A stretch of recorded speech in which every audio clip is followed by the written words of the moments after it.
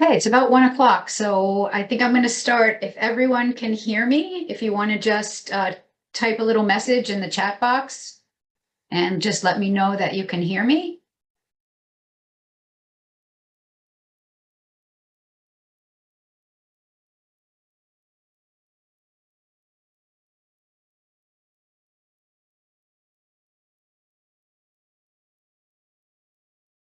All right, wonderful, wonderful. Hi, Justin. Hi, Elisa. Hi, Jim.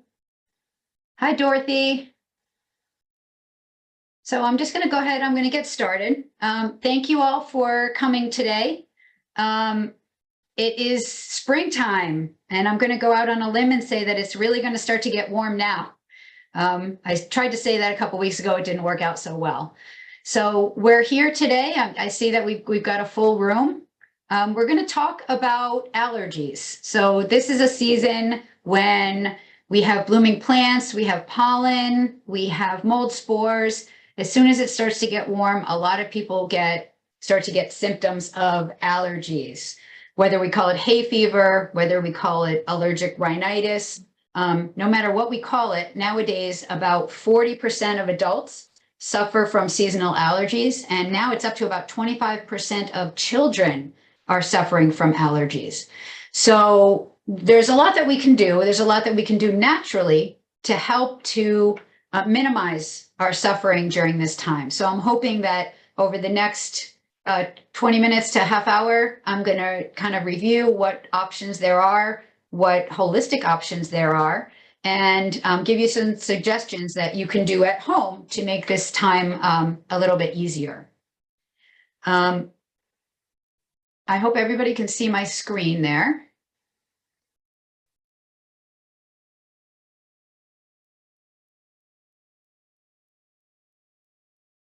So what are the symptoms of allergies? I mean, if you're an allergy sufferer, I really probably don't need to go over this, but typically allergy-related symptoms can be wide-ranging. So you can have itchy, watery eyes, you can have some sneezing, runny nose, you can be a little tired and fatigued. Some people can get a cough, you can have a sore throat, headaches. Some people can get rashes, some people can feel a little bit of swelling. I just wanted to recognize that in the time that we're in now, where we have COVID, we have flu, we have all of these other symptoms, we have all of these other diseases, it's important to be able to differentiate. And the difference between seasonal allergies and then something like COVID or something like the flu is that you may have all of the symptoms of seasonal allergies with COVID, with the flu, although typically with allergy symptoms, you're not going to get a fever, you're not going to get nausea, vomiting, you're not going to lose your sense of smell and taste. So over the next weeks, if you do find that you have these symptoms, go get tested if you think that you have a fever or if you're losing your sense of smell or taste. But most likely, it's going to be the reaction to certain molds and certain allergens that are out there.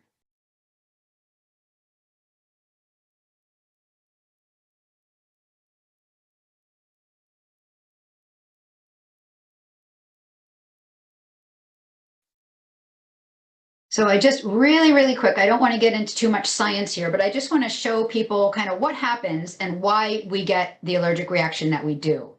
So if we look up here, so we're exposed to something, we'll call it ragweed here. It could be dust, it could be mold, and our body reacts. So we have these immune cells, and the immune cells make antibodies to that substance. So immediately the body recognizes that that substance is not natural, it's foreign, and it launches an immune reaction to it. That sensitizes our body so that if we get exposed to that allergen again, then we know that we launch an immune reaction. So we have these cells, they're called mast cells. And if we expose ourselves to that ragweed a second time, then those mast cells release what's called histamines. And that's why right now, a lot of the allergy medicines are called antihistamines. So they help to stop this production of histamine. And when the histamines are released, that's when we get very mucousy. We get a stuffy nose, we get runny eyes, we get itchy, all of those sorts of symptoms. So I just wanted to kind of go through, and there is a progression of things that happen once we get exposed to an allergen for the first time. Now, it's really important, and part of functional medicine, which is such a large part of my practice, is to listen to your gut. The gut is just super important because it's the training ground for our immune system. About 80% of our immune system is located in our gut. And when you think about all of the things that you're exposed to, all of the foods, all of the toxins, all of the bacteria that your gut is exposed to, the gut is responsible for communicating with your brain. It's responsible for communicating with your immune system. So there's a lot of crosstalk that goes back and forth. So by keeping our gut healthy, we are keeping our immune system healthy. So a lot of what we do here at Morris Spine and Sport and Root Cause is to help with gut repair. So I know all over the place you're hearing about gut repair, you're hearing about leaky gut, but I can't emphasize enough how important it is to remove toxins that shouldn't be there, repair the lining of the gut so that you're exposed to less, you're exposing your immune system to less inflammation, replace the good bacteria that should be there, that are responsible for producing B vitamins, that are responsible for producing serotonin, for producing other neurotransmitters, and also for telling your brain when you're hungry, when you're not hungry, and just regulating your immune system as a whole. By re-inoculating, the power of probiotics are to keep the microbiome and the microflora in your gut healthy so that you're able to recognize friend from foe and good nutrients from toxins that shouldn't be there. And then just keeping a good balance. So exercise, foods, making sure that your body is healthy. And what if you are an allergy sufferer? So things that we can do to limit our exposure and limit the amount of time we're spent having symptoms. A couple of things we can do. We can try and on those days when it's really hot, when it's dry, when it's windy, we can stay indoors that day. So you're going to minimize your exposure. If you have a pollen sensitivity or a pollen allergy, then by staying inside, you're going to not be exposed to as much pollen. And I know in New Jersey, especially in this area, over the next few months, you're going to walk out and our cars are covered with yellow pollen. So those are the days that you may want to stay inside a little bit more. You may not want to, have a picnic that day. Using humidifiers can be very helpful, especially if you're inside and it's a very dry environment. If there's a lot of dust in your house, the humidifiers help to kind of moisturize the air so the dust settles. So it's not flying around as much, so you're not exposed as much. Using filters indoors, using air purifiers. So everyone has a filter for their heating system or air conditioning system. So this is a good time to change those filters. And there are specialty filters for different allergens, pet dander, dust, molds, mildews, all of that stuff. Air purifiers, there's a wide range. And, I can certainly go on if you want to have a conversation about this another time. Air purifiers, you want to look for one that has a HEPA filter. Those will take those little microparticles and they'll get them out of the air for you.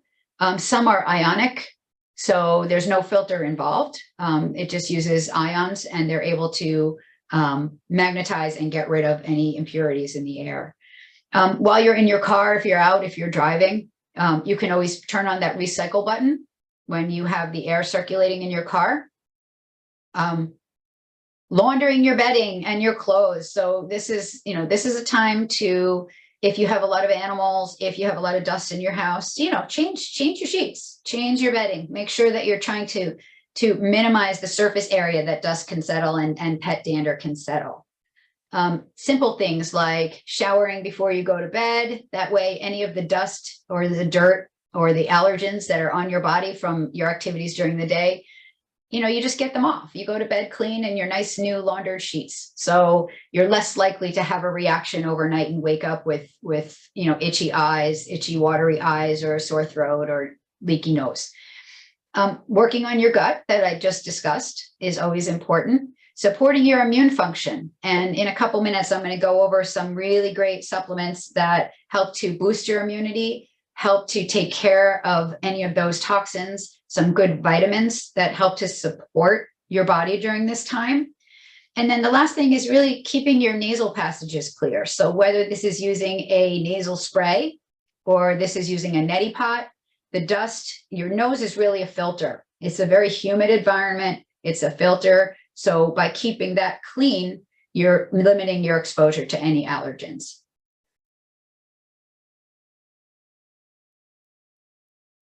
So let's start talking about allergy support. So of course, first and foremost is eating a really good diet. You want to limit foods that are going to be inflammatory. So this may be your gluten, your dairy, it could be your processed sugars.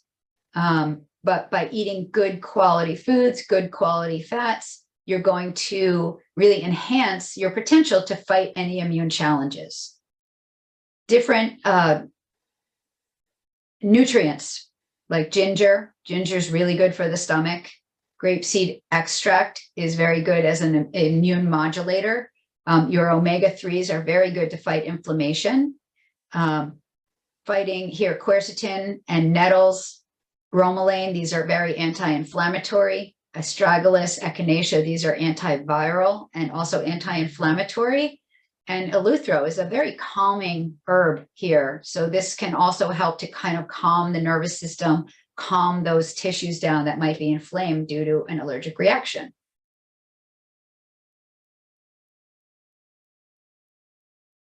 So here at Moore Spine, we have done our research. We've looked at a lot of different supplements, and I like to carry different supplements that have a couple of different ingredients because there isn't a one special supplement. There isn't one thing that's going to help everyone.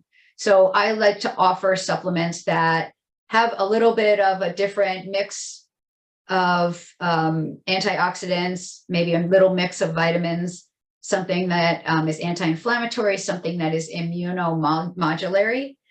So we carry a number of different allergy suppressing antihistamine type supplements here. So quercetin is a wonderful antioxidant. It helps also with, it was very helpful during COVID times because quercetin in conjunction with nettles, in conjunction with zinc, really helps to limit the amount of immune reaction. It also helps to limit the amount of inflammation and the spread of different viruses. So it was helpful in minimizing the symptomology from things like COVID. Vitamin A, vitamin D. Vitamin D is really a star that came out of COVID because they noticed that people that had higher levels of vitamin D had less symptomology.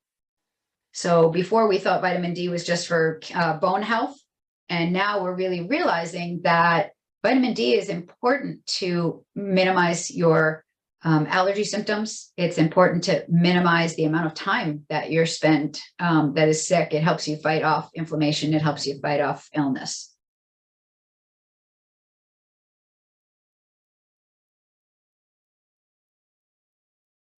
And so I wanted to just give you that summary. I want to open it up just for a couple of questions. If anyone has any questions, you can just unmute if you have any questions.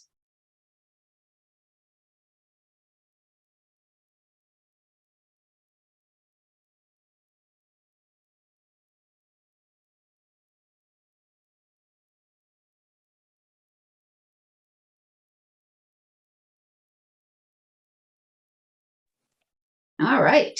Hi, Dr. Randi. Yes, hello. How are you? Good, Gail. Got a question about the one of those supplements is something silver. Yes. What the is colloidal that? silver. Yeah. So the nasal sprays really help to moisturize the nasal passages. So with the colloidal silver is interesting because nothing's really going to grow in it. So if you're prone to sinusitis, if you're prone to sinus infections, using a nasal spray with a little bit of colloidal silver helps to prevent that because the bacteria is not going to root in a colloidal silver. Grapeseed extract also is very helpful there. So you can use that as well. You can also use, some of them have a little bit of xylitol, which just helps to moisturize the nasal passages. Okay. So if you use the neti pot, you're not supposed to add anything to it? You can add a little bit of the grapeseed extract. You can add a little bit of xylitol to it, or you can just use the plain water. Okay. Yeah, the idea is really to just kind of rinse the nasal passages, open them up if you have anything in there that's kind of chunky and blocking your airway, and just to get rid of any mold or any allergens, any pollens that have built up in there, because the nose really is a very good filter for your lungs. Okay, thank you. You're welcome. Anyone else?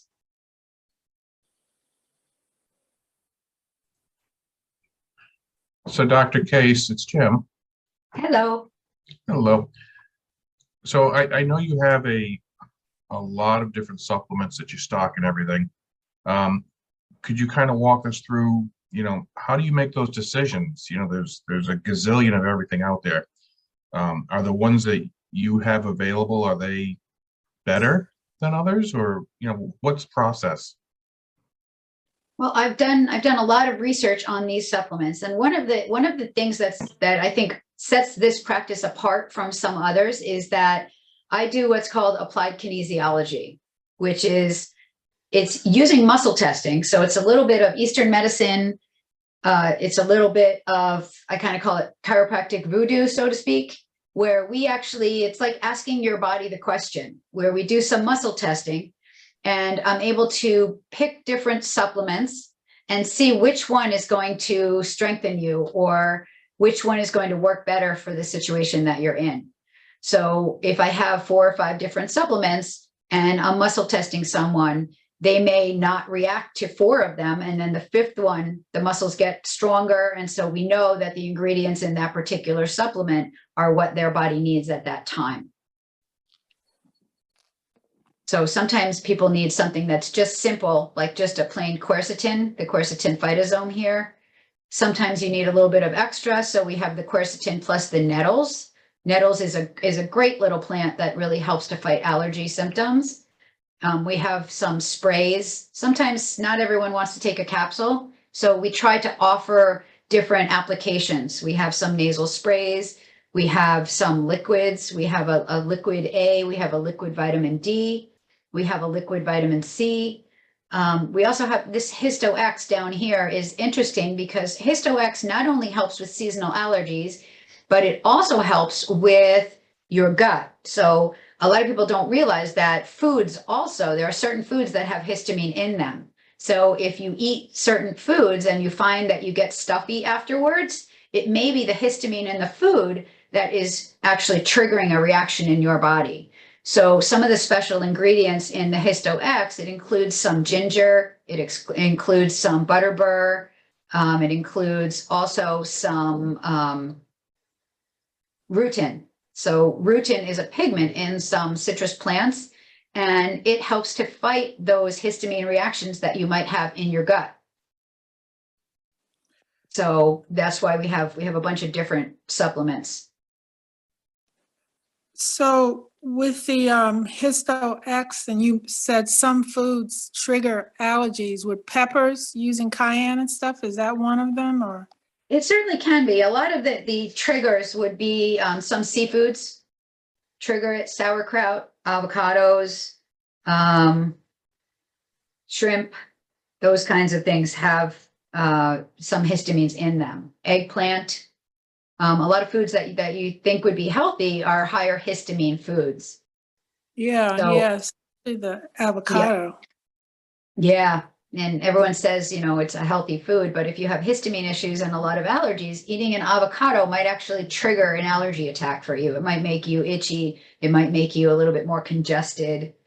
So you really have to watch what you eat. And that's just another reason to come in and, really do an evaluation and look at your gut and make sure that your gut, because that's the doorway to your immune system as far as everything that we take into our mouth. gets exposed to your immune system through your gut. So we really want to make sure that that is nice and healthy and strong and really, really tight. So that's part of the functional medicine part? Where Yes, you use those little vials? yes. Okay. Mhm.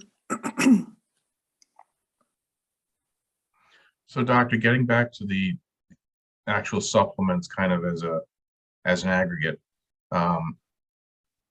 with you kind of looking at them, researching them, and all the steps that you go through, are you identifying supplements, in a kind of a sluggish way to get around to it, but are basically these supplements that you've hand selected, is that better than going to GNC or, ordering online and just kind of taking a chance? What's the difference? The difference is that I look at each person as an individual, and we're able to really target what their particular needs are. So also through our practice, we can help to really identify what the issue is. Is it a pollen issue? Is it a food issue? Is it a mold issue? And so some of these supplements may be better for mold. Some supplements may be better for pollen. Some may be better for, intestinal histamines. So I think that, we've done a lot of research, and all of these are professional grade supplements. So I know that what I'm giving you is professional quality. I can't speak for the supplements that they have at GNC. And the difference between some of these allergies and some of the testing that we do here, as opposed to something like going to an allergist is going to look at, quote, allergies. So meaning that if you eat a shrimp and you have a seafood allergy, your face is going to blow up and you need an EpiPen. So we're able to look at things as in a more mild way, where you're having a allergy sensitivity or a food sensitivity versus a food allergy. So we're looking at, instead of IgE, which is an immunoglobulin that is related to allergies, where if you're allergic to dogs, you're allergic to shrimp, things like that. We look at IgA, IgM, and IgG, which you may not recognize right away. It's not an exposure and then all of a sudden you get a reaction. It may be days, sometimes a week later, that you may get inflamed and you may notice that you're having a reaction. So we're able to look at more subtle reactions that way. So when you're trying to, I won't say diagnose a young child, what approach would you take? Let's say she's seeing a allergist now. Mm-hmm. From your perspective, what approach would you take when you're dealing with young children? Well, I would have her go through the allergy evaluation with the allergist to rule out that there are any, full-blown allergies, foods that she needs to watch and foods that she really shouldn't be exposed to, or whether it's, any environmental exposures. So we want to make sure that she doesn't have an allergy to the point where she needs an EpiPen if she gets exposed. And then after that, then we can use the vial testing. We can do some sensitivity testing by drawing a little bit of blood, and we can look at whether the body reacts with an IgG or an IgM reactivity, which is a little bit less severe. We can also muscle test them with some of these supplements and see whether it helps them. Yeah, that's tough with the kid and supplements with capsules. It is, but that's why we offer some, some of the brands, they do offer chewables for children. So DHIST, for example, this natural DHIST, they have a DHIST Junior. So the dosages have been lowered and they're tested for safety in children. So there are definitely some DHIST here. There's an AllerDHQ, there's one for children, and these are chewables. So it makes it really easy. They taste good. They still have the quercetin in them. They have the antihistamines, but these are a little bit more natural. So you're not giving them a Benadryl. You're not giving them, allergens or antihistamines that are formulated in a lab. It's just a little bit natural way to do it. Okay. Last question from me, Doc. Okay. Some of your patients, I assume, are probably vegan or perhaps have religious concerns about consuming certain ingredients and everything.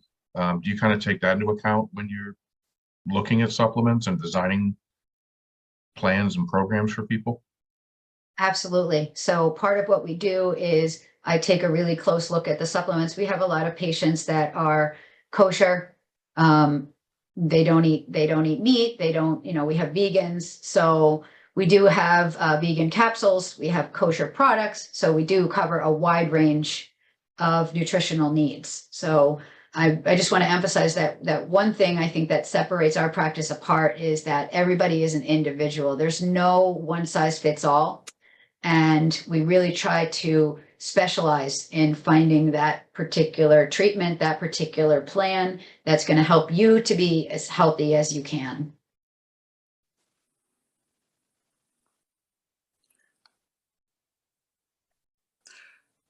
So, doctor, this presentation is accessible after the fact? If you want to email us, we can send you a copy of it. Okay. Yeah, that would be fine. We certainly can do that. Mm-hmm.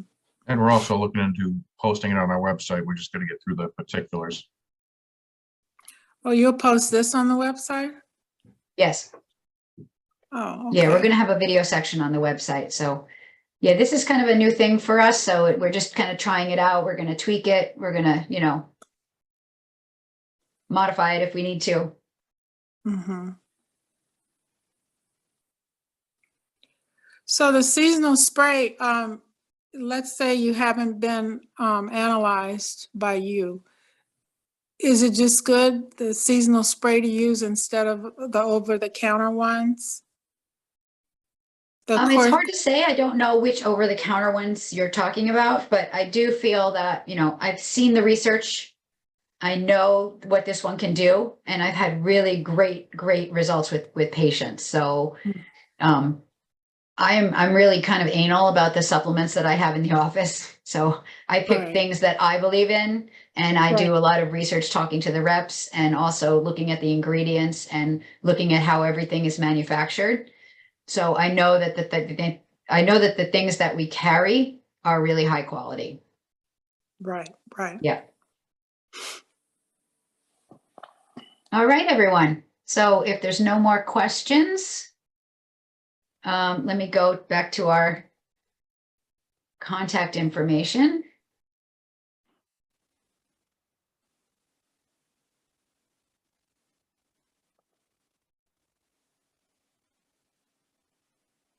So here's our phone number. Here's the website.